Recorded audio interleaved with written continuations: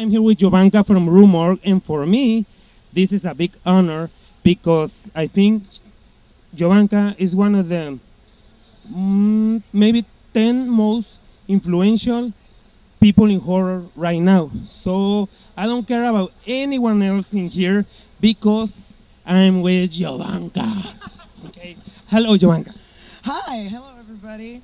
And I don't care about anyone else here because I'm here with Aaron. So the people who don't know Jovanka, they don't know what they're missing because she's the editor-in-chief of the best horror publication in the whole planet, Rue Morgue magazine.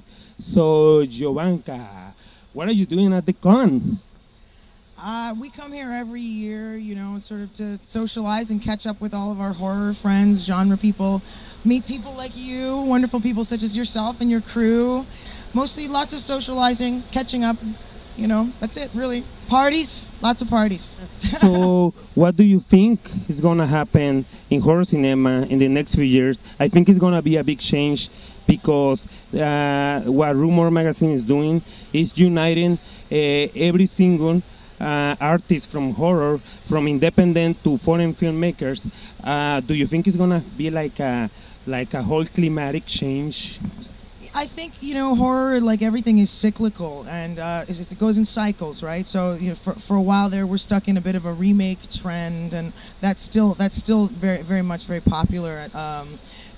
Before that, it was like Japanese movies, and then there's like the zombie craze, and I think that stuff is starting to die down now, and I am starting to see at film festivals the emergence of more independent films, a lot of really cool stuff coming from Europe. For example, from France right now, we have Martyrs, we have Inside, the guys who made Inside, that's an excellent movie. We have Frontier, which are these incredibly violent, gory French horror films. So there's definitely what we call the new wave of French horror films coming in from Europe, and I'm hoping to see and that kind of to have some sort of influence on American horror filmmakers.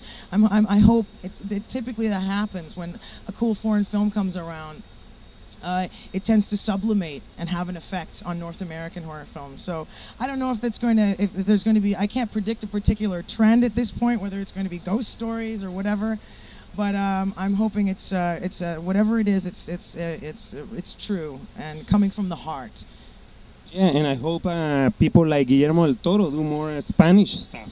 Yeah. Well, I think Guillermo del Toro is definitely like his smaller films like The Devil's Backbone and Pan's Labyrinth are you know, masterpieces of storytelling, and he's actually, you know, him and Peter Jackson they're single-handedly responsible for bringing back an old school look to movies, like for example prosthetic creatures and stuff like that, not doing everything with CGI, this sort of traditional Ray Harryhausen look to stuff.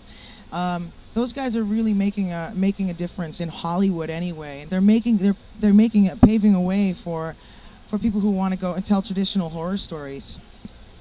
I definitely am seeing more women interested in horror at conventions, and from the people that write me and stuff. There is an emergence of more of that, but I don't think it's going to change too much, because typically in the film industry it's a big boys club.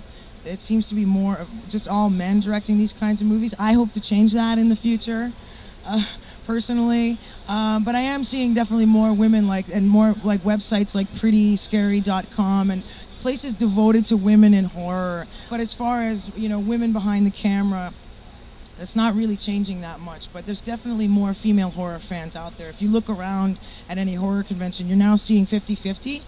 And when you go to horror movies, you see half women, half men, and it was never like that before. You're gonna make a movie someday? Yes, I do want to make a horror movie someday, and I will make a horror movie someday. Jesus fucking Christ.